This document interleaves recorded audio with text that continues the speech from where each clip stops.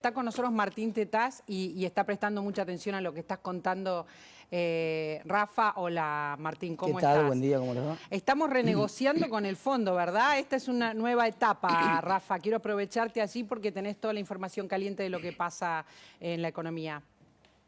Sí, es un poco volver a foja cero sin volver a foja cero, por lo menos el fondo y el gobierno no van a decir que vuelven a foja cero, ¿no? El programa que firmó Martín Guzmán hace un año, como ustedes ya saben, ya se fue retocando en cada una de las revisiones que el gobierno hizo con el Fondo Monetario Sí, Internacional. La última revisión que se aprobó hace muy poquito, hace 2 semanas, a principios de abril, fue la más profunda. Se tocó la meta de acumulación de reservas para este año por el impacto de la sequía. Lo que terminó de arreglar Massa en este viaje acá a Washington es un poco reconocer que el impacto de la sequía ha sido mucho más profundo de lo que se preveía hace unos meses, que en las palabras del equipo económico, la sequía es un game changer, cambia el juego, cambia un poco el panorama.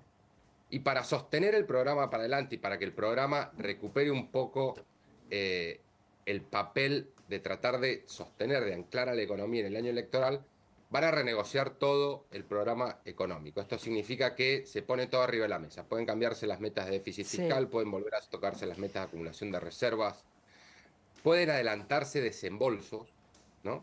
El cronograma de desembolsos previsto originalmente también ¿Desembolsos del puede el cambiar. fondo para la Argentina, decís? Desembolsos del ¿Puede fondo llegar para a darnos Argentina para plata el tratar fondo? de cubrir el bache, cubrir el déficit de dólares que dejó la sequía. Y también se prevé, va a haber más asistencia de los organismos internacionales, del Banco Mundial y del Banco Interamericano de Desarrollo. Esto, María Laura, de alguna manera es dos cosas. Por un lado es el reconocimiento, como te decía, del impacto de la sequía, pero también es un sinceramiento de que el programa, tal como estaba escrito, tal como se había pactado, las proyecciones del programa, las metas del programa, los objetivos que se había planteado el Fondo Monetario con el gobierno, Sí, ya eran incumplibles. claro. De alguna manera es un reconocimiento tácito del fracaso del programa, también de la fragilidad de la economía argentina y del impacto de la sequía. Y el Fondo y el gobierno ahora se van a sentar de vuelta a tratar de negociar un esquema macroeconómico que ayude solamente a sostener el país y a sostener la economía hasta las elecciones presidenciales. Ya nadie se plantea un plan de estabilización, ya nadie se plantea, te diría, un plan que permita empezar a romper con la inercia inflacionaria que tiene la Argentina. Claramente eso va a quedar para el próximo gobierno, ¿no? Lo que está Está ahora claro. en juego es evitar un derrape mayor de la economía y asegurar que la Argentina transite estos próximos meses muy inciertos, muy tensos, muy picantes con la campaña presidencial ya a tope, con la mayor tranquilidad posible. Gracias, Rafa, siempre. Muchas gracias. Cuídense. Igualmente, está Martín Tetaz acá y me interesa que diga algo sobre esto, porque es muy interesante lo que dice Rafa. Lo que está esperando el fondo es que no se acelere la inflación, que no se desbande la economía, pero hasta acá llega. Por lo tanto, lo que va a entregar este gobierno al gobierno que venga es complicado, ¿no? No, lo que no es posible, lo que decía Rafa recién lo que analizaba, la posibilidad de que el Fondo Monetario anticipe dólares ¿No? para otro fin que lo que estaba estipulado en el programa, no es posible. Tendría que ir al Congreso de vuelta para hacerlo porque el Congreso fue muy claro. El Congreso le dio autorización para solicitar los dólares para pagar el propio empréstito con el Fondo Monetario y 5.000 millones más que pidió el gobierno, ¿no? Pero hasta ahí. Hasta ahí. El gobierno no pidió nunca en el Congreso permiso para pedirle al fondo más dólares porque no hay dólares durante la sequía. Digamos. Ese es otro problema nuevo, que tendría que ir de vuelta al Congreso si Claro. quiere pedirlo, ¿no? Tengo muchas dudas, muchos temas para hablar. Una de las cuestiones es justamente la sequía, en realidad, que llegó a toda la región, pero que supuestamente solo a nosotros nos perjudica, porque toda la región está con el problema de la sequía, ¿no? Lo que pasa es que nosotros, para eso están las reservas internacionales. Brasil tiene 400.000 millones de dólares de reservas. ¿Qué quiere decir? Que tiene un chanchito y lo tiene lleno el chanchito. Cuando vos tenés el chanchito vacío en tu casa y no estás en condiciones de sufrir ninguna desaveniencia. Entonces, si vos tenés el chanchito vacío y eras tachero, por ejemplo, y chocaste el auto, estás con problemas porque no vas a comer durante los 20 días que te arreglen el auto. Esto es lo que le pasa a la Argentina ahora. Si la Argentina no tiene reservas, entonces como no tiene reservas, ahora le sacan, no tiene los dólares de la cosecha y entonces no tiene de ningún lugar de dónde sacar. Martín, no sabemos cómo es la bomba que queda para el gobierno que viene. Lo que sí sabemos es que la inflación está altísima. Rubén, 7,7 es el número, y además quiero dar precisiones. Además sabemos, Rubén, que 7 es el número, 7 con algo es el número para abril, ¿no? No vamos a bajar de 7. A ver, es muy difícil que bajemos de 7 y te explico por qué. Las mediciones de las 2 primeras semanas de abril están dando en alimentos, primera semana 2,6 si no me estoy equivocando, y llega a 2,9 o 3 en la segunda semana, el crecimiento de alimentos. Por lo tanto, es muy difícil, es decir, viene más fuerte la suba de alimentos en las 2 primeras semanas de abril que lo que vino en las 2 primeras semanas de marzo. Por lo tanto, es muy difícil que vayas a tener un número más abajo de 7 o incluso dirían, Martín, abajo del que tuvimos en marzo directamente, de este 7,7. Alimentos está, en algunos casos, hay medidoras a las que les está dando una suba proyectada de 10%, pero muy redondo alimentos en abril. Sí, 9,3 es lo que dio de alimentos el INDEC, ¿no? Que es altísimo, porque me parece que acá está la clave. Por eso cada vez se necesita más plata para vivir, ¿no? Para vivir cómodamente. Mira, María Laura, el dato de 7,7 y particularmente el 9,3 de alimentos es de una gravedad que no es un poco más que el dato del mes anterior. Es otro bicho distinto. ¿Es distinto? Es otro bicho. Es como cuando en la escala de los terremotos, ¿viste? Se usa una escala que se llama la escala Richter. Sí. Seguramente está familiarizada. Sí. Esa no es una escala lineal. ¿Qué quiere decir? Que si vos tenés, por ejemplo, 8% en la escala Richter, no es el doble que 4. 4 en la escala Richter no es nada y 8 en la escala Richter es gravísimo. Sí. Acá pasa una cosa exactamente igual con la inflación. Arriba de 7, como acaba de dar el dato de inflación, calentando motores, porque además obviamente abril también va a dar calentito, y con alimentos y bebidas coqueteando con los 2 dígitos, es una tasa de inflación de que estás al borde de la hiperinflación. Mira, ese dato que diste vos de alimentos y bebidas. 9,3. Si vos tuvieras 9,3 todos los meses, eso te daría 190 en el año. 190. Cuando vos vas a 190, porque la inflación es la velocidad a la cual van los precios, cuando vos vas a 190 por la ruta, vos ya sabés que no tenés margen de nada. A 190 por hora, muy probablemente termines en un accidente grave con el auto. Y además no tenés margen para que te salga mal nada, para pisar la banquina, para que pinchar una goma, nada. A 190 no podés ni distraerte en lo absoluto. Sos candidato a tener un accidente grave. Es muy interesante lo que está diciendo Martín, ¿eh? No es que es un poquito más, sino que cambia el escenario. Es gravísimo el dato. Mira, yo te voy a decir te voy a contar una cosa que no debería contarlo, pero lo voy a contar porque te lo voy a contar por primera vez a vos. Nosotros habíamos preparado un meme, como el que hicimos el mes pasado con el dato de inflación del mes de marzo. ¿Te acordás que hicimos el meme que Massa estaba alto y yo estaba más chiquito y era bajemos la inflación desde acá hasta acá? Sí. ¿No? Y era un meme para... La situación de la inflación era grave, pero uno podía permitirse explicar que nosotros teníamos una propuesta mejor en materia de inflación con algo de humor, para acercarlo a la gente.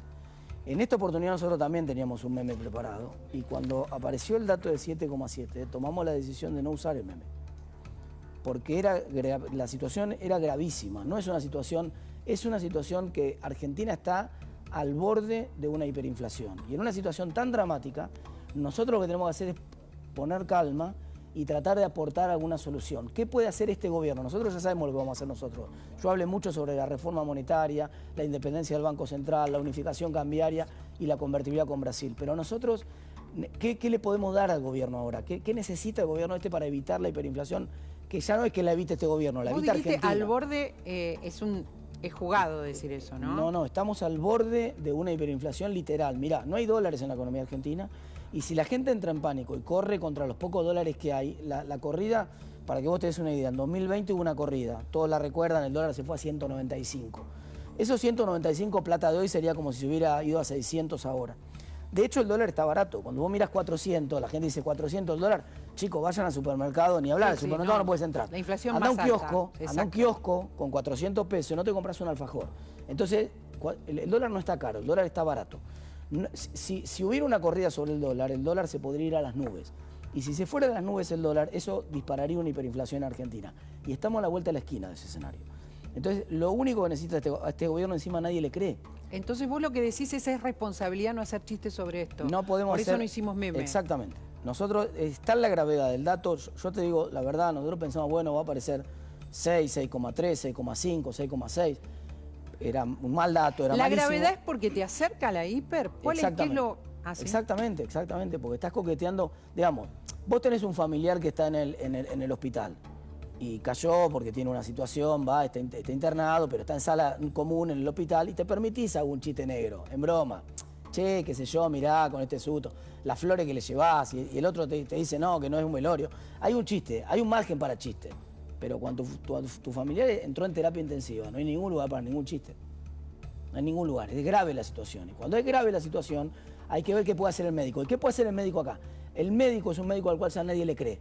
Es como si vos tuvieras un familiar y estuvieras con un médico que es claramente no competente para tratar la situación y vos ya no le crees al médico, porque es la causa del problema además. Entonces vos ya sabes que cambiar el médico va a tardar por lo menos hasta diciembre. Ahora, estamos en un problema porque el gobierno con la inflación, a ver, corregime si no vos, Rubén, también, con la inflación lo único que propone es controlar los precios, los precios justos, mandar a los almacenes, mandar a los supermercados y no pasa nada. Y con Rubén, cuando vemos el número de inflación, siempre nos llama más la atención la inflación de los alimentos, justamente por eso, no se está haciendo nada. Es que en realidad me parece que es exactamente así como lo describí. No sé si Martín estará de acuerdo. Hoy el gobierno no está haciendo nada en materia de inflación. Exactamente. Hoy no hay absolutamente una sola medida en vigencia que vaya en el sentido correcto en materia de inflación. Diría que estaba escuchando con mucha atención lo que relataba Martín. La pregunta para Martín sería, ¿qué indicio podemos tener antes de que esto se agrave? El indicio lo tenés ahora, lo tenés encima el indicio. La gente está desesperada. Y esa es la realidad. Está corriendo a comprar al supermercado el día 1. Que el indicio lo vas a tener cuando la gente cobre el primer día del mes que viene y vas a ver que va a saturar los supermercados porque sabe que dejar pasar 3 días empieza a ser catastrófico. Vas a tener el indicio cuando la gente trate de comprar dólares. Esta es una situación que estamos al borde, ya está el indicio, no esperemos más. Argentina necesita ya, la única salida que le queda a este gobierno es mandar un proyecto de ley al Congreso de carácter urgente que dicte la absoluta independencia del Banco Central. Que a partir de ahora el gobierno reconozca y diga, mira, yo no puedo renunciar a mi gobierno irme antes porque no puedo, porque me corresponde hasta el 10 de diciembre. Me voy a quedar hasta el 10 de diciembre, pero en materia monetaria y en materia de control de la inflación voy a renunciar. En materia monetaria y de control de la inflación no puedo hacer absolutamente nada. La gente que no conoce, eso traería de bueno entiende. que este gobierno no trataría de controlar, que igual no está tratando, pero este gobierno, nadie esperaría más nada del gobierno en materia inflacionaria y todo el mundo se focalizaría en un banco central profesional e independiente. ¿Y en qué hace ese banco central profesional e independiente para contener la inflación? Porque cualquier cosa que haga este gobierno ya no se la cree nadie. Ya no le cree nadie a este gobierno. Es decir, este gobierno es un gobierno devaluado, al cual el salto ese de la inflación cuando nosotros veníamos el año pasado con 50 y de golpe nos fuimos a 100. ¿Sabés con qué coincidió? Coincidió con la foto de Alberto en Olivos, esa famosa foto que además le hizo perder la elección. Esa foto le quitó toda credibilidad. Como el Banco Central no es independiente, cada billete firmado, un billete de 1.000 pesos, yo te voy a mostrar un ejercicio muy simple. A ver. Mira, ¿qué tienen en común este billete de 1.000? Yo tengo un billete de 1.000 acá tengo un billete de 500, y si me apurás un poquito creo que te puedo sacar uno de 100. Mirá. A ver si lo podemos ver, acá los billetes que está poniendo. Uno de 1.000, uno de 500 sí, y uno de 100. Sí. ¿Tiene alguna diferencia estos 3 billetes? Los colores. Por eso ninguna. El color de la tinta. Ninguna tienen ninguna diferencia. Las 3 tienen la firma de una autoridad que dice presidente del Banco Central. Y este presidente del Banco Central, el que firma el billete, es el que responde, la credibilidad de esta persona responde. Pero esta persona, que nadie sabe quién es en Argentina, es en realidad, para decirlo en términos suaves, un testaferro político del presidente. Es decir, alguien que el presidente pone en el Banco Central. Claro, en este caso. Es una figura que está completamente dependiente del presidente. El presidente maneja toda la voluntad de Pese. Entonces, como el presidente maneja el Banco Central en la práctica, y el presidente ya se devaluó ¿cómo estará devaluado el presidente? Que los muchachos cuando vinieron con la copa por primera vez en la historia de la selección argentina no se quisieron sacar una foto en el Casa Rosada. Le habían dicho a los muchachos, bueno, ni siquiera con el presidente, aunque sea en el balcón de la Casa Rosada, no. O sea, tan desprestigiado, con ese nivel de desprestigio generalizado, está firmando todos papeles. Por eso estos papeles valen cada vez menos. Ustedes focalizan en la comida, Pero vale lo mismo cualquier cosa. Focalizamos en la comida. Si focalizás en la ropa es peor. Definitivamente. Y si focalizás en la cuota del colegio de los chicos es peor. Pero ya la gente no compra ropa, Martín. Claro, entonces estamos focalizando en lo que sí o sí hay que comprar. Comer hay que comer. Lo que te quiero decir no es que aumenta la comida. Mucha gente pasó a colegios más baratos o pasó al colegio público. Por lo tanto, estamos focalizando en lo que es imprescindible. Pero no es que aumenta la comida. La gente te dice, por eso el error del gobierno cuando Tombolini dice se nos escapó la tortuga con los supermercados chinos, ¿no? Que si los supermercados chinos no hubieran existido, entonces no hubiera habido inflación en Argentina. Este señor no va acaso a comprar a la verdulería, no va a la carnicería, no paga la cuota del colegio de los chicos, no paga la prepaga, no paga los remedios en la farmacia, no sabe que todo en la Argentina está volando a tasas chinas. ¿Qué vamos a esperar? La culpa es de los supermercados chinos y de los almacenes también, ¿no? Para el gobierno. La única culpa es del presidente que no tiene autoridad. Ese presidente tiene que renunciar ya a la política monetaria. Estamos de acuerdo y estamos en un problema, Gabriel. Lo quiero sumar a Gabriel porque estamos viendo qué elecciones nos deja el día de ayer.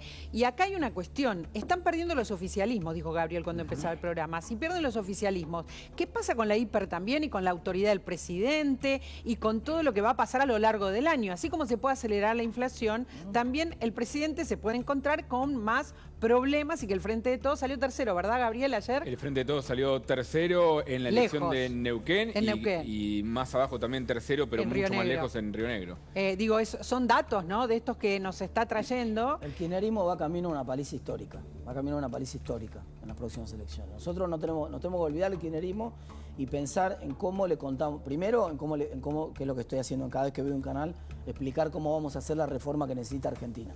Pero segundo, nosotros tenemos la responsabilidad de tratar de ayudar en este difícil momento. Y la única manera que podemos ayudar a frenar la inflación, porque no podemos decirle a la gente hay que esperar hasta diciembre, la única manera que tenemos de ayudar a frenar esta inflación es impulsar una reforma urgente del Banco Central, sacarle el Banco Central al presidente. Antes de esto, que lo repite Martín, sacar el Banco Central al presidente durante este año, ¿cuáles son las lecciones? Vamos a seguir, Gabriel, contándole a la gente y a Martín también, ¿qué estamos aprendiendo de lo que pasó ayer? Los oficialismos que pierden, la gente que va menos a votar, ¿qué más? A ver, vamos a repasar una por una. Son 5 lecciones, por lo menos, que sacamos nosotros de lo que fueron las elecciones ayer. Primero, esto, y lo tenemos placas para ir acompañando la información. Primero, esto que decíamos, los oficialismos caen respecto a las últimas elecciones. En este caso de gobernadores, no sé, ahí tenemos la placa. Por ejemplo, el MPN en 2019 sacó el 40%, ahora 33%. Juntos Somos Río Negro había sacado 53%, ahora 42%.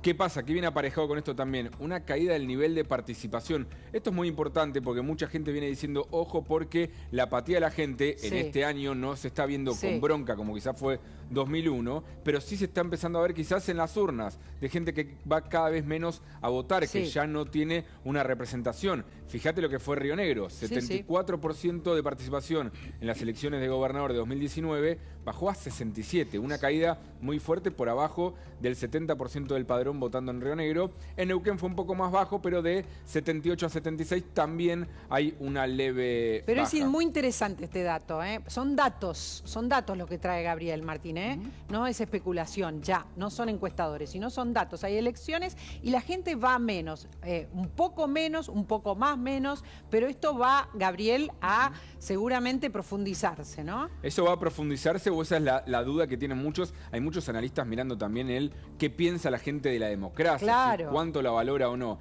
Así todo, también hay comportamientos que vienen siendo históricos que tienen que ver con el voto útil. A ver. Todavía cuesta mucho encontrarlo, pero en Neuquén hubo mucho voto útil que se vio en lo que es el kirchnerismo en un 13%, la mitad de lo que había sacado en 2019, y Juntos por el Cambio en un 4%, en un piso muy bajo. Claramente Juntos por el Cambio acá se partió, el PRO estuvo con el candidato ganador, pero tampoco es que la lista del PRO le fue muy bien, sacó el 4% de los votos, hubo un sector del radicalismo que estaba ahí también, pero Juntos por el Cambio 4%. ¿Qué es lo que dicen los analistas en Neuquén? Hubo votantes del kirchnerismo y de Juntos por el Cambio, atención con esto porque es la grieta también nacional, en Neuquén tiene otra lógica, que fueron al candidato Figueroa para lograr desbancar del poder al MPN después de 6 décadas. Varios datos. Puede llegar a crecer, y para eso tienen que estar alerta, las votaciones fuera de Juntos por el Cambio también, ¿no? O fuera del Frente de Todos, de lo obvio. Sí, el voto útil que dice Gabriel. No, eso al contrario. El voto útil a nosotros en este caso nos favorece. ¿Lo favorece? Sí, claro, por supuesto, porque la alternativa para terminar con el kirchnerismo, que tiene volumen político y parlamentario para hacer la reforma que necesita Argentina, que tiene gobernabilidad en un montón de provincias y de municipios de manera responsable, que tiene gestión para mostrar, es la de Juntos por el Cambio. Así que todos los fenómenos que describió Gabriel. Y hay más, La apatía de la gente que por ahí podría ser antisistema y que en vez de ser antisistema manifiesta su intención antisistema sin ir a votar. Bueno, la verdad que todas esas cosas son cosas que nos favorecen a nosotros. Y falta... Atentos a, perdón María Laura, Sí. lo del voto útil hay que estar atentos también porque es algo que se va desarrollando a medida que avance la elección. Años anteriores el voto útil siempre benefició a la oposición como voto útil en contra del kirchnerismo. Hay que ver, Martín, si esta vez es en contra del kirchnerismo o en contra de algún opositor, ya sea Milei, ya sea Bullrich, ya sea Larreta, puede darse esas situaciones. Yo por eso decía, atención con si favorece o no favorece. No, veremos. El voto útil esencialmente surge en los escenarios en donde no hay balotaje, en un escenario donde no se puede después ordenar el voto. Entonces, esto en las provincias va a pasar permanentemente. Esto que pasó en Neuquén, que efectivamente polarizó la elección de Neuquén, no busquemos tampoco de las elecciones locales. No, por supuesto, y menos en Neuquén, claro. pero son pequeños datitos. Hay otro dato interesante que es Milei. Sí. Estamos hablando todos del crecimiento de Milei. ¿Por qué? Porque los encuestadores lo cuentan, lo relatan. Tampoco sabemos hasta dónde o hasta cuánto, pero a ver qué pasó acá ayer en las elecciones del sur. Es la cuarta lección nacional que nos dan las elecciones de Neuquén y Río Negro. Las lecciones nacionales que estamos analizando. El factor Milei en Neuquén, Carlos Seguía, el candidato de Milei, sacó el 8% de los votos. En 2021 ya fue candidato de Guía y había sacado el 14% de los votos. Sí. En Río Negro hubo un candidato, Ariel Rivero, que sacó el 9%. ¿Qué dicen los de Milei? Dicen, atención, porque sin llevarlo a Milei en la boleta, lograron un caudal de votos para posicionarse en el cuarto lugar en ambas elecciones, casi 10%. Por otro lado, los detractores dicen, el factor Milei no influyó y que te digan, sos el candidato de Milei, no les dio votos. Estoy más por la segunda, yo no sé qué opinás vos. Me parece que por lo menos en estos dos distritos uno imaginaba al factor Milei más importante y no pasó. Yo no. Yo esperaba exactamente lo que ¿Esto? ocurrió. Sí, la polarización de lo que ocurre. A Milei le va a ir mal en todas las elecciones provinciales. Ese es el argumento que estoy explicando. Ese es el problema. Uno de los problemas de las debilidades de Javier es que no tiene fuerza territorial ni la va a tener en todos los lugares donde no puede arrastrar él con la boleta. Por eso fue tan importante lo que pasó en la Ciudad de Buenos Aires. Lo que pasó en la Ciudad de Buenos Aires, el gran perjudicado del resultado de desdoblar la elección, aunque sea el mismo día, en dos urnas por separado en la Ciudad de Buenos Aires, obviamente Milei que no puede arrastrar con la figura de él. No hay ninguna construcción política que no sea Milei. Es decir, algunos dicen, bueno, pero hay un fenómeno libertario en crecimiento. No es cierto, todo eso no existe. Lo que existe es el carisma, la figura pública como celebrity de Milei en general, y es eso lo único que va a medir. Donde él vaya como figura pública le va a ir bien, va a medir. Donde él no vaya como figura pública no va a tener capacidad de construir. Es interesante lo que está contando Martín Gabriel, y es interesante porque nos dio el pie para la boleta electrónica. ¿Qué pasó con la boleta electrónica por allá? Se aplicó por primera vez en toda la provincia de Neuquén, venía en un proceso que se venía aplicando en tandas y ya impactó en lo que fue la ciudad de Neuquén, la capital de Neuquén. Fíjate el impacto que puede generar la boleta única electrónica porque hace que no haya arrastre en la boleta sábana. El MPN ganó la intendencia de Neuquén Capital, la retuvo en realidad, y el candidato a intendente sacó el 42% de los votos. En cambio, el candidato a gobernador del MPN en la capital sacó apenas el 29%. Entonces, atención con esto porque es parte de lo que en el PRO generó mucho ruido. Si me permitís, Gabriel, espera. igual yo creo que el MPN sacó el 60% de los votos en Neuquén, pero bueno. Contando a los dos espacios. ¿Cómo se la cuenta? Y Rolo Figueroa, chicos. Era hace 10 minutos del del MPN. Y cuando absolutamente. uno mira las votaciones del Congreso, ha votado sistemáticamente con el kirchnerismo todas las leyes. Bueno, entonces el que perdió es APAC, ¿verdad? Yo no festejaría tanto Neuquén. Vos no pero festejarías tanto. Es interesante porque todos los dirigentes nacionales festejan Neuquén. Bullrich, Larreta, Macri. Vos no festejarías tanto. Perdió un oficialismo, no dice absolutamente nada de eso de la elección nacional, en absoluto. Los que festejan que a Milei le fue mal, tampoco festejen porque no fue una elección en la cual se pusiera... Insisto, sí, se salda un debate. No eran las ideas de Milei lo que arrastraba, porque las mismas eran las de Guía, no eran las ideas de Milei. Era el carisma de Milei, era el carisma y la cara de Milei, y el factor celebrity de Milei. Pero más allá de eso no se puede despejar ninguna otra incógnita, la elección provincial. Lo mismo pasó con la situación de Beretilnec en Río Negro. chicos. En las provincias pasan cosas distintas a las que pasan en la óptica nacional. Para vos no hay nada para aprender. Hay acuerdos locales, siempre hay algo para aprender, pero no busquemos elecciones nacionales de cosas que tienen que ver con lógica local. A mí me pasa eso permanentemente. Me dice la gente, pero en Río Negro, un sector de radicalismo que arreglaron con que el otro no arregló. Yo digo, miren, cada elección, en cada localidad, responde un montón de cosas, sobre todo cuando se desdobla, que son lógicas que se entienden en esa zona, en ese lugar. Hay cosas que para mí son indiscutibles. Por ejemplo, que haya menos gente que vota. Por ejemplo, que pierdan los oficialismos, ¿no? Pero por eso digo, el caso de Neuquén. Figueroa pidió primero ir en una paso dentro del movimiento. Le dijeron que no. Bueno, armó por afuera.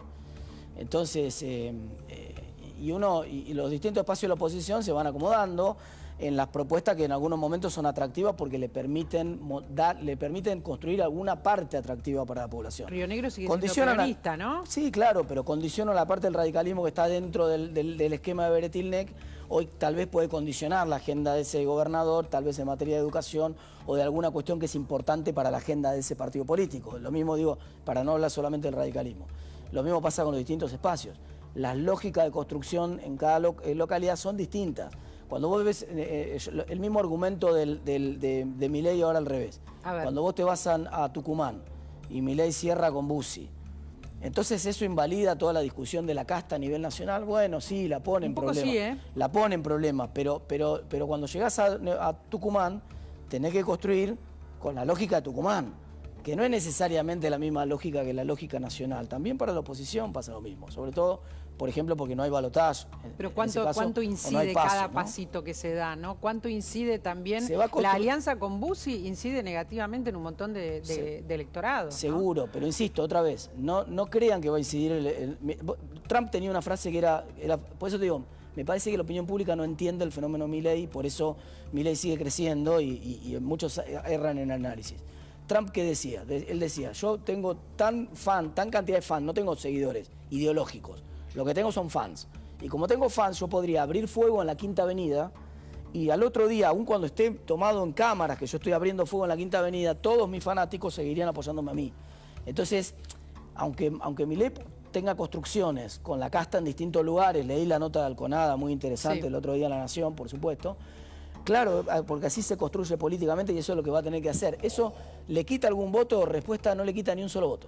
Tiene gente del PRO, gente que era radical, gente que era del Frente de Todos. Va con la ambulancia. Cuando vos construís y ya está construido acá, y ya está construido acá, y a vos qué te queda para construir. Y lo que le sobró a cada uno que no encajó ninguno de los dos esquemas. Entonces, no es que vos vas a construir con la no casta, vas a construir con la casta que se quedó afuera de los esquemas de cada uno de los locales. Llegás a Tucumán, o llegás a La Rioja, o llegás a... Bueno, construir con lo que queda. Y a partir de eso, ¿qué pensás de esto que dicen muchos de que el oficialismo lo hace crecer también, ¿no? Lo fogonea. Bueno, pero es que la debacle general del kirchnerismo, cada voto que está perdiendo el kirchnerismo, no lo vamos a ganar nosotros.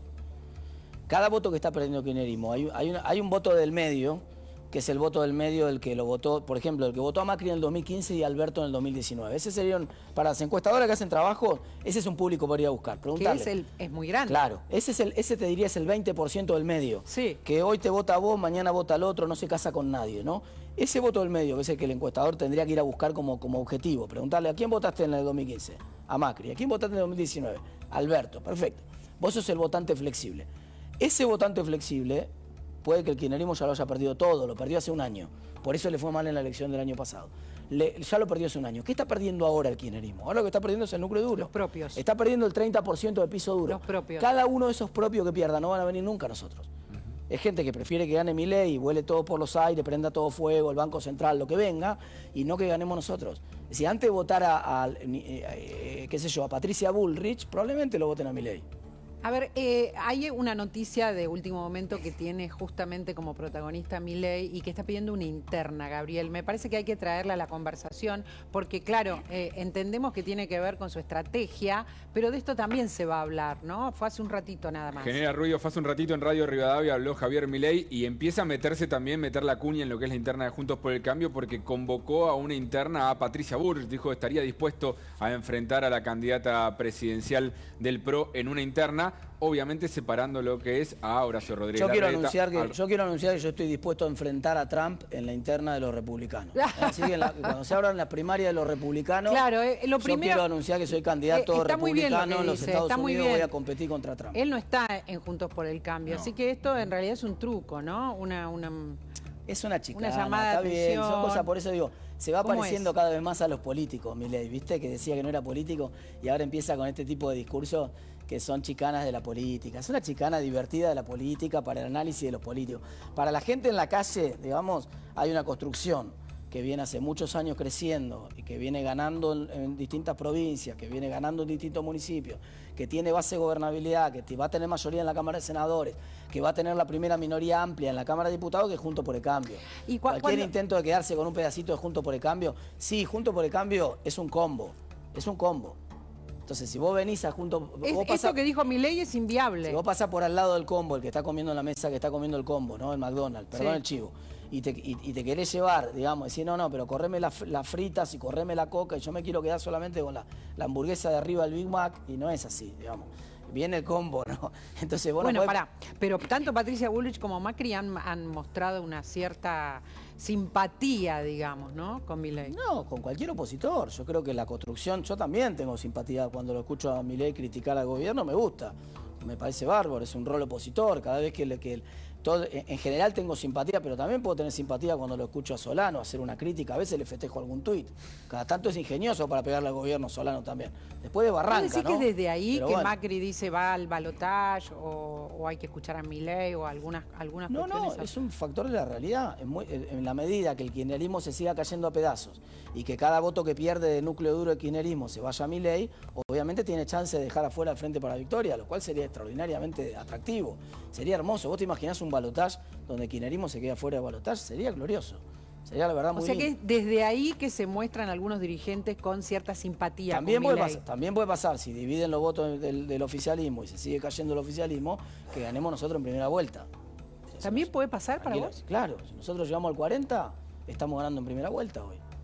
Si nosotros llegamos al 40, estamos ganando en primera vuelta. ¿Y puede pues- llegar a Y si él, pasar a tu si él le criterio? divide 25-25, Sí. queda con 25, Sí. cada vez estamos más cerca de ese escenario. Bueno, se habla de 3, ¿no? Porque pero 30, vos fíjate que no hay 30. ninguna encuesta. Fíjate qué dato, interesante. Se lo digo para Gabriel a ver que me A refute ver. si tiene algún otro dato. Atenti, Gabriel. No hay ninguna encuesta en la que crezca Milei y caiga Juntos por el Cambio. En todas las encuestas que crece Milei, el segundo, el que se cae, es el kirchnerismo.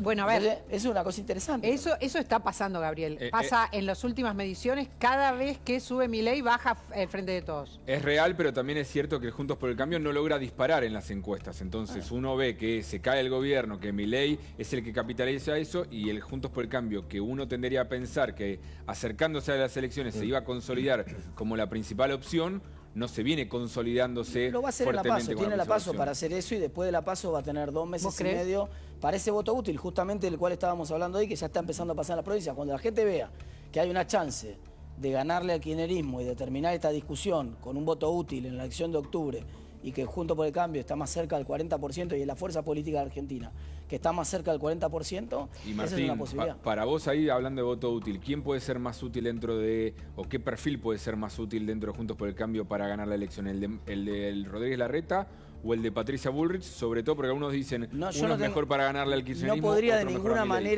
de ninguna manera adjudicarme la capacidad de interpretar a los 47 millones de argentinos, 46 millones ahora que lo corrigieron.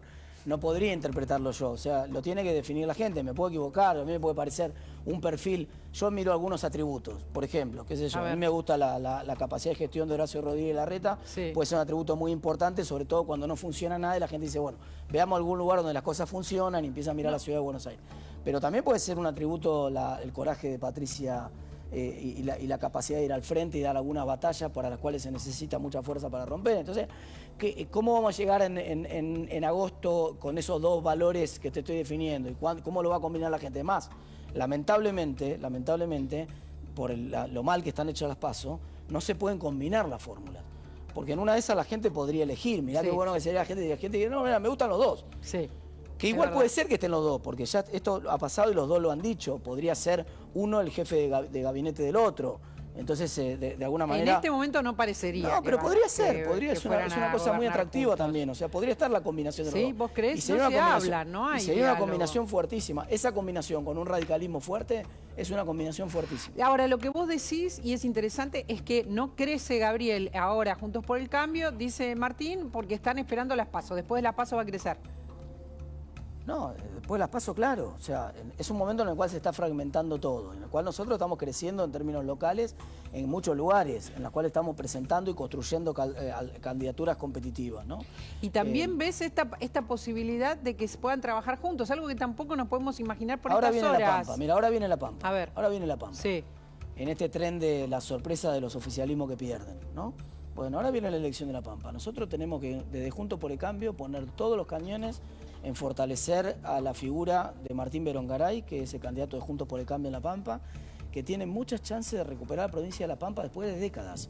Tenemos una chance concreta y es en un contexto en el cual el oficialismo viene mal y desesperadamente desdoblan la elección para tratar de despegarse del desastre nacional, pero como está mostrando algunas elecciones, tampoco es tan fácil. ¿Tiene chances La Pampa, Gabriel? ¿Está siguiendo La Pampa? Digo, Sí. porque es la próxima. Es una de las próximas. En realidad, el 14 de mayo se define en La Pampa la elección. Hay otras también importantes el 7 de mayo. En La Pampa, lo que vos tenés ahí de discusión es que el peronismo en las provinciales, cuando tiene que elegir gobernador, se abroquela y no pierde, que eso es lo que muchos dicen que puede pasar también con el peronismo a nivel nacional, que se abroquele y mantenga un caudal importante de votos. En las legislativas es donde mejor le va a la oposición, a Juntos por el Cambio. Por eso muchos dicen, si se repite 2021, sí, tiene chance Juntos por el Cambio. Si se abroquela el oficialismo y logra con algún plan platita o con algún esquema de poder que sabe construir bien el peronismo, va a mantener la provincia. Del 2021 para acá hay un dato también, ¿no? A ver. Del 2021 para acá todo fue tobogán enjabonado para el kirchnerismo, ¿no? Para el kirchnerismo todo fue tobogán enjabonado. Cuando uno va a los gobiernos locales, hay un problema también que se va a empezar a notar en las elecciones. No hubo ningún, yo en La Pampa, puede ser que me equivoque, sigo por supuesto la realidad política de La Pampa, pero tal vez no con el detalle de un pampeano. Pero yo no he visto ningún acierto del gobierno de La Pampa tampoco en estos 2 años. Que uno diga, tal vez en el gobierno de Córdoba, por ejemplo, a pesar, voy a decir algo que no me conviene decir, pero uno qué sé yo, terminaron... Es la mejor parte de Martín cuando dice lo que no conviene. Terminaron la circunvalación, por ejemplo, Sí. una obra muy importante Sí, sí. en la provincia de Córdoba. Uno dice, bueno, el gobierno tiene algún acierto en que puede mostrar algo de obra pública, después con todo el agotamiento del gobierno de Córdoba. Pero cuando uno mira La Pampa, uno dice, la verdad que en La Pampa en los últimos 2 años el gobierno local no acertó nada y el gobierno nacional es un tobogán enjabonado. Entonces, me parece que ese hartazgo y esa realidad de cambio nos puede poner muy cerca de ganar La Pampa. Gabriel. No, volvemos entonces a las lecciones de Neuquén y Río Negro. El oficialismo, ¿no? Quiere decir que los oficialismos también tienen una situación, quizás en Córdoba pudieron terminar la circunvalación, pero a los oficialismos, Martín, ¿también les pesa las consecuencias de una crisis económica tan severa? Bueno, es difícil, ¿no? Sostenerse en un contexto generalizado de crisis, porque la situación de crisis, no digo que te pese por la crisis, por la culpa nacional de lo nacional, sino porque también estás gestionando en un contexto de crisis. Claro. Y cuando vos estás gestionando en un contexto de crisis no tenés financiamiento, las prioridades de la gente están en otro lado de lo que vos por ahí podés tener como agenda local, entonces todo eso, sin entrar a analizar la situación de cada provincia, puede ser que el contexto perjudique a los oficialismos, claro. Martín es muy optimista, tanto en que se puede trabajar en común en relación a la interna, como también en que se puede arreglar el país. No te digo arreglar el país, pero vos crees que esta situación económica se puede resolver. Totalmente, porque basta mirar alrededor, basta mirar, digamos, esto es como si vos tenés, otra vez, vamos con la analogía médica que funciona muy bien. A tu pariente lo están atendiendo por un virus y todos los que ves en las camillas de al lado están saliendo bien con el mismo virus. Y vos decís, ¿qué pasa? Que el único que tiene problemas es mi pariente. Estás hablando de Uruguay, Chile, claro, Bolivia, Paraguay. Escúchame, Brasil acaba de bajar la inflación a la mitad de lo que tenía el año pasado. Está con una inflación de 4,5, 4,6% por año. Y nosotros tenemos... Pero bueno, ellos no tienen la inflación inercial que nosotros tenemos, ¿no? Está bien, pero la inflación inercial, en realidad, es porque tenemos inercialmente la misma política económica sin parar. Hay algo que... Yo te digo 2 ejemplos de cómo se corta la Sí. inflación inercial. En junio del año 85, con el plan austral se cortó de cuajo la inflación Claro. inercial. En abril del año 91, con el plan de Está bien, convertibilidad se cortó de cuajo la pero inflación había una inercial. ilusión. En octubre del ¿Está año esa 2002. ilusión? En octubre del año 2002. En octubre del año 2002 veníamos de una inflación que en ese 2002, en esos meses solamente había tenido 40%. 40. En los primeros 7 meses del Pero no del había 2002. inercial ahí, porque veníamos de la convertibilidad. Tenía una velocidad bárbara. Entonces, Sí, bueno, ahí pero se no frenó. había inercial. Yo digo, hay una costumbre de inflación, una inflación inercial que se corta también con una ilusión.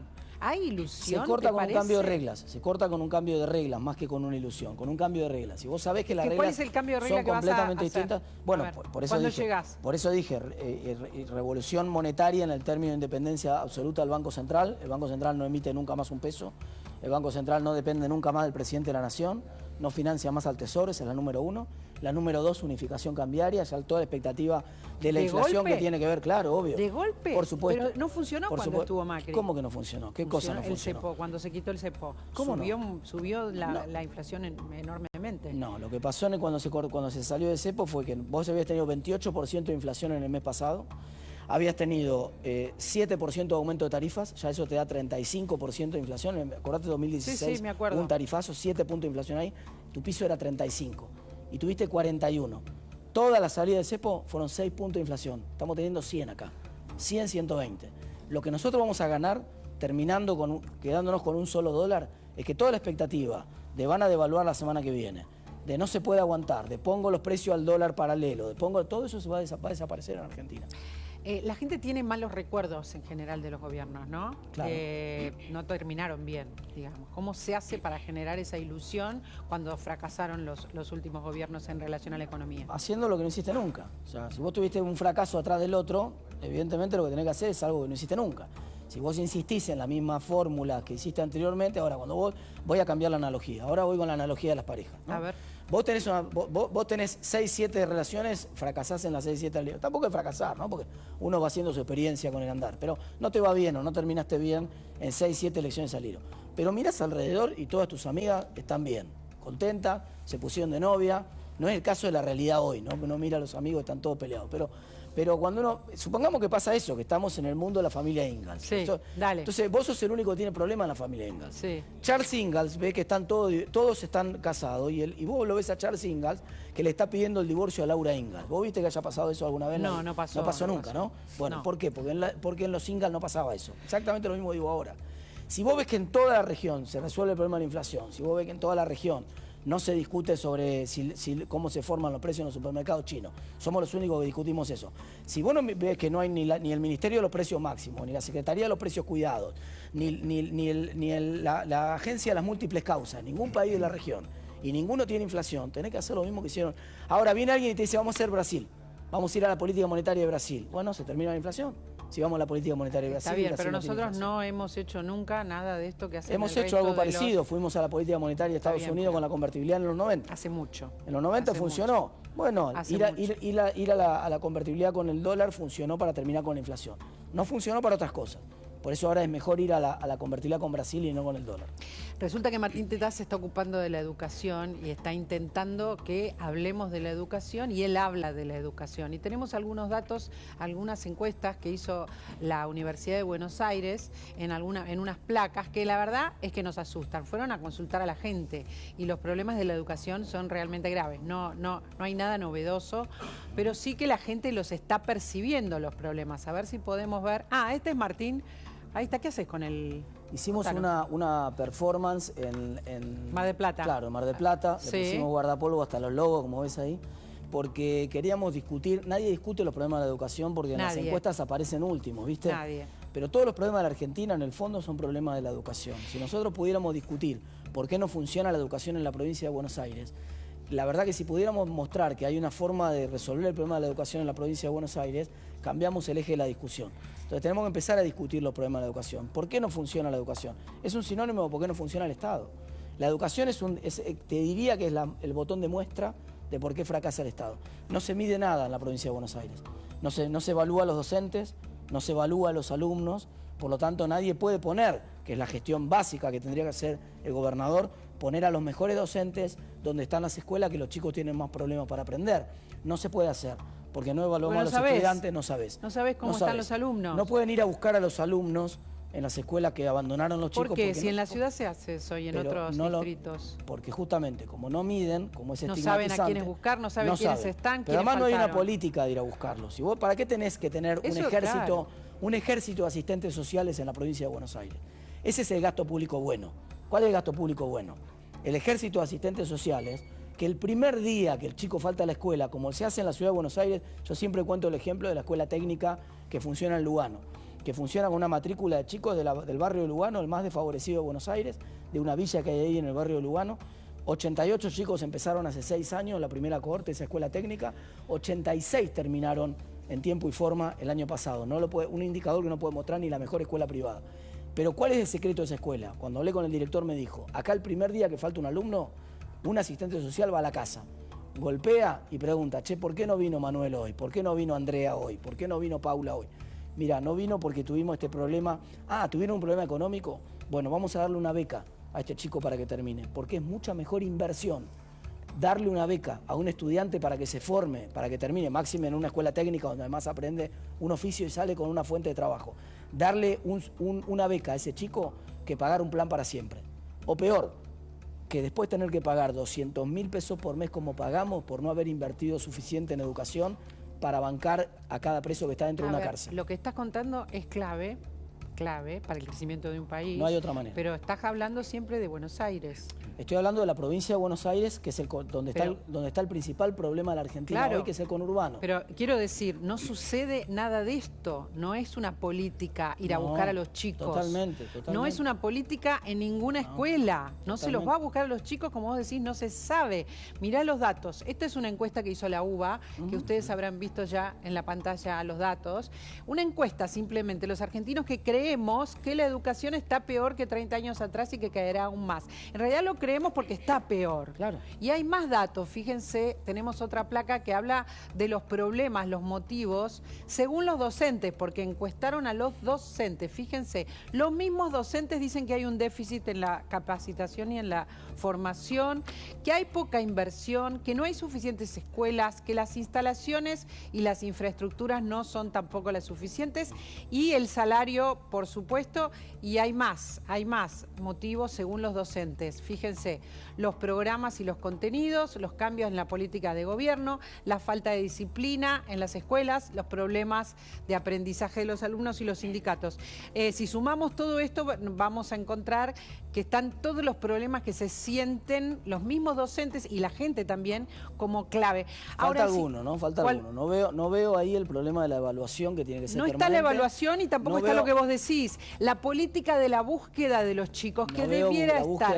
A ver, en la primera está la evaluación. No solamente buscarlos, es buscarlos y acompañarlos. Y acompañarlos, ver cuál es el problema, qué es lo que les de los está chicos pasando. que tienen problemas. Nosotros ahí pensamos muy distinto de otras fuerzas políticas nuevas que creen que eso hay que dejarlo librado a la buena voluntad de que la sociedad, si es caritativa, lo va a ayudar. Nosotros creemos que la sociedad que se está cayendo del sistema, tenemos que trabajar activamente para incluirla en el sistema. Cuando decís nosotros, ¿hablás de Juntos por el Cambio o hablás de radicalismo? Por supuesto hablo de Juntos por el Cambio, pero particularmente de la agenda del radicalismo dentro de Juntos por el Cambio, que es obviamente una agenda centrada en la educación. Entonces, hay que ir a buscarlos, no se hace en la provincia de Buenos Aires, todo sería muy diferente. Pero además tampoco se hace lo de los incentivos. Mirá cómo cambió en Mendoza la educación cuando Cornejo dijo, le voy a pagar más a los docentes que van a dar clase. ¿No te parece obvio que tiene que cobrar más el docente que está frente al alumno? Por supuesto. Bueno, imagínate si hiciéramos ahora un ítem aula desfavorable y le pagáramos más al docente que está dispuesto a ir al aula donde los chicos tienen más problemas para aprender. ¿No te parece que sería un golazo? Y sí, es un desafío para el docente, ¿verdad? Claro. Y es interesante, muy interesante, y tienen que estar mejor pagos. Vos sabés que hace un tiempito corto hicimos un móvil en Concordia, en los alrededores de la ciudad, donde está la pobreza y una de las ciudades más pobres de la Argentina, si no es la más.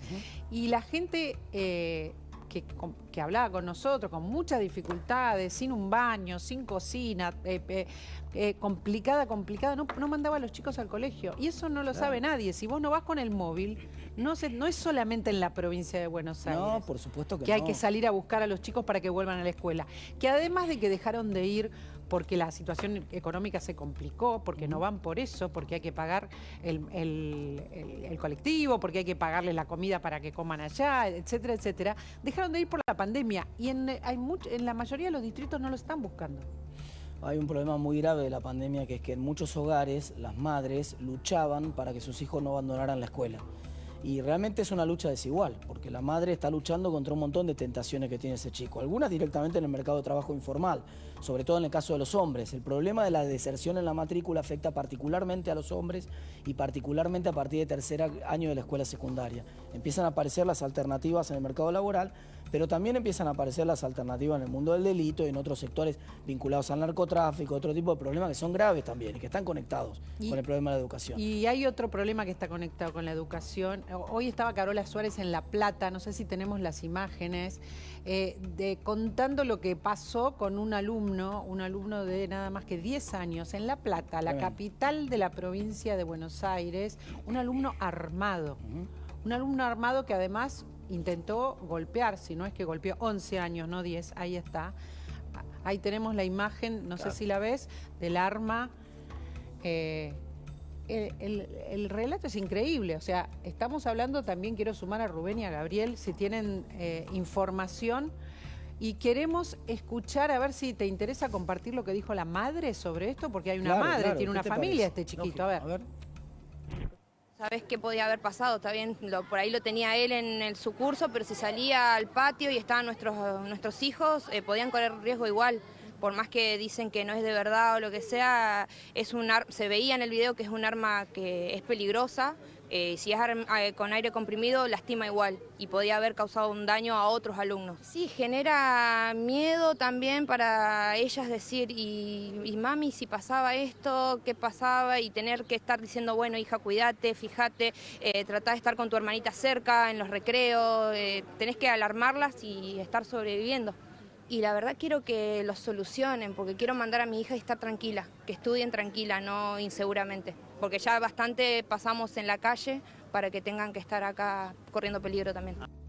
Es una madre, no es la madre, es una de las madres que tiene total conciencia, Gaby, por si tenés más información, de que están todos en peligro con un arma semejante. Sí, situaciones que se repiten en la provincia de Buenos Aires, en diferentes provincias también, la situación de contexto, de vulnerabilidad, de familias que también no logran los padres poner límites a los chicos. Eso es lo que dicen las autoridades también ante estas situaciones de pibes de 11 años con qué facilidad que podrían estar jugando con cualquier otra cosa, pueden tener acceso a un arma, sea real o sea una réplica, pero que puedan estar jugando en una escuela con un arma. Muchos lo que ponen la mira ahí es en la escuela, obviamente, pero también lo que pasa en las familias. Me parece que esto también está vinculado a la educación, ¿no? Totalmente, porque además, y a buscar a los chicos. ¿Cuál es el protocolo? ¿Qué va a hacer ahora? ¿Qué están haciendo los maestros de ese chico? ¿Van a la casa a ver cuál fue el problema? Están hablando con los padres, como la madre esa que escuchaste ahí, para ver qué pasó con Nosotros hablamos con los padres. Vos, claro. Pero ahí tiene que estar la propia dirección de la escuela trabajando. Tiene que tener recursos para hacerlo. Hay un problema social grave si llega un chico con un arma, ya pasó tendría que haber habido muchas alarmas que tendrían que haber saltado antes, ¿no? Pero por eso me pareció clave mostrártelo, porque pasó esto, hablamos con los padres de los distintos chicos a la mañana, y tiene que ver con esto que estás diciendo. ¿Qué sabe la provincia de los chicos que están viviendo en la provincia? Absolutamente nada. No sabe absolutamente nada y no sabe nada de lo que pasa dentro de las aulas. No tiene idea. Se entera por los medios de comunicación de este tipo de cosas que pasan en las aulas. Esto es gravísimo, pero además también te muestra que el gobierno ha perdido el control completamente de la calle, no tiene ningún control de lo que pasa en líneas generales. Más allá de que pase en una escuela, es un chico que está con un arma. Que no estuviera en la escuela sería igual de grave. Entiendo que hay mucho para hacer en la provincia de Buenos Aires, ¿no? Claro, para empezar gestionar en base a resultados, para empezar pagar que es otra de las grandes cosas que hay que hacer en la educación, ¿no? No puede ser que el estímulo esté tan mal puesto que da lo mismo si vos estudiás que si no estudiás. Que da lo mismo si vos te capacitaste que si no te capacitaste. Claro. Que da lo mismo si estás dispuesto a enseñar y dar horas de clase. Los docentes con los que hablo están indignados por esta situación.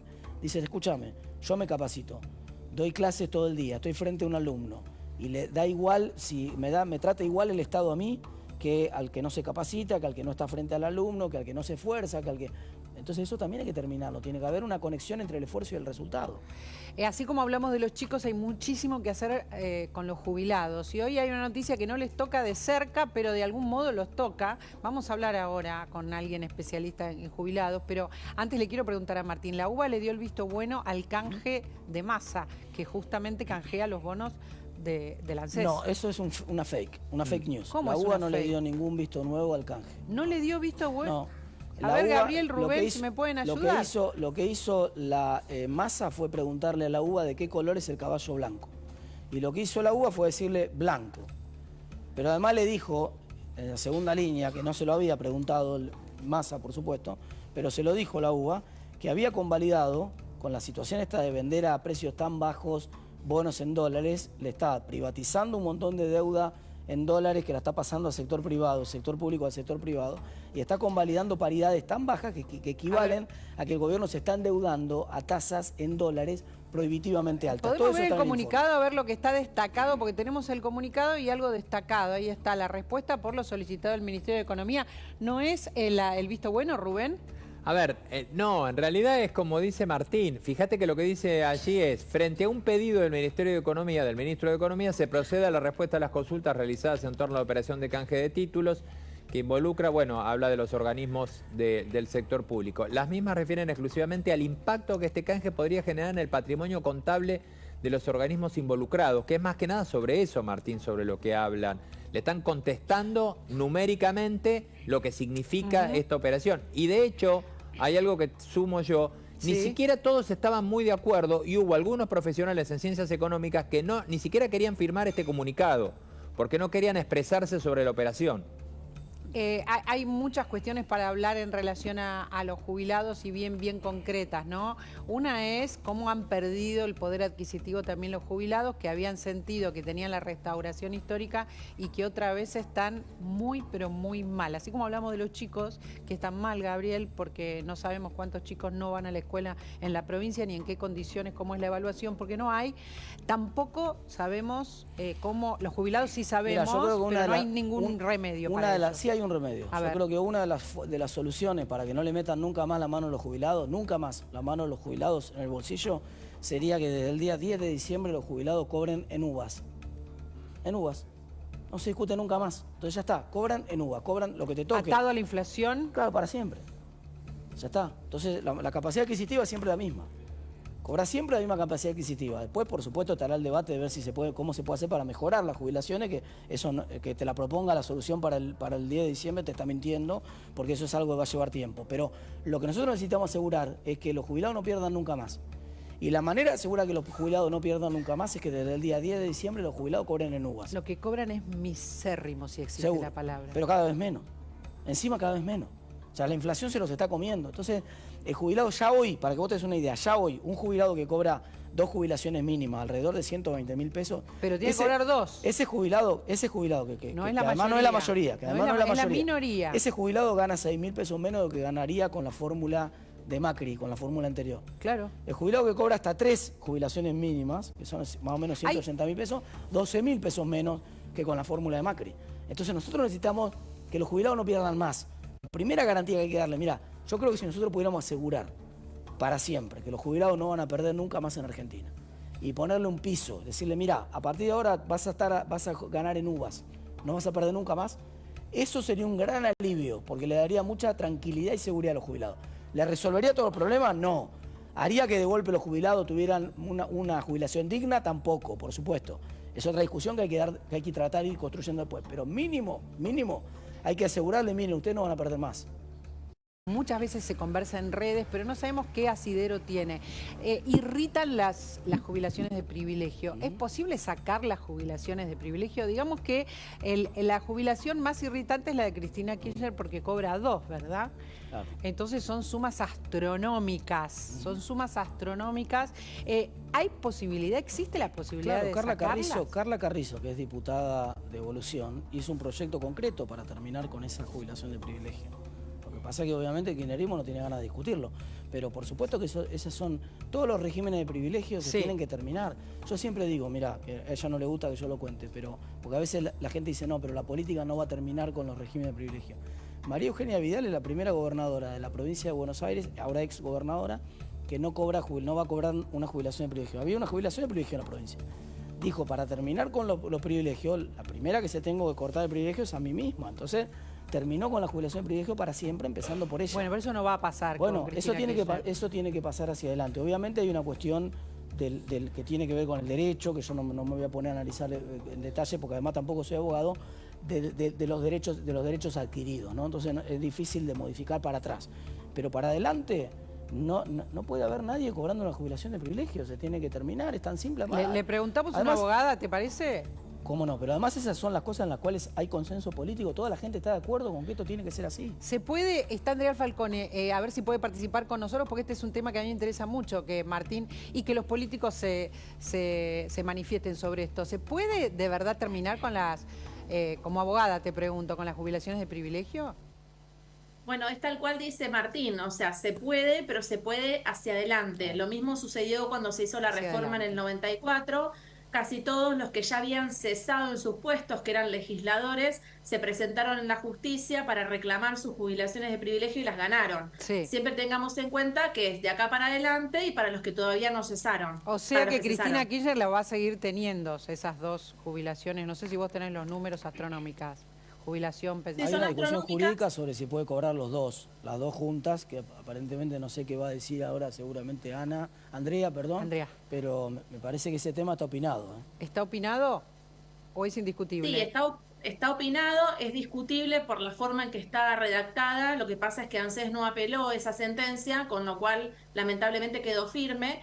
Y en esta misma tesitura ahora habría que evaluar si cuando deje de ser vicepresidenta va a sumar una tercera asignación. ¿Puede sumar una tercera? ¿La ley se lo permite, Andrea? La ley es clara en cuanto a la acumulación, deja algunas zonas grises. Hay que ver ahora si en esta tesitura, que ya tiene cosa jugada, que le permite, por ser extraordinarias, la acumulación, si en este mismo sentido podría sumar una tercera. En realidad, si vos mirás la voluntad de los legisladores cuando sancionaron esas normas, en ningún momento estuvo la voluntad de que acumulara. La voluntad del legislador simplemente es que una persona, justamente para evitar que esa persona tenga que tomar compromisos que para asegurarse su vida ulterior, entonces le permitiera vivir con normalidad, establece una compensación. Nunca puede tener tres. Bueno, tiene dos. Es una interpretación forzada que no es la que hizo ningún legislador, procuró nunca jamás eso.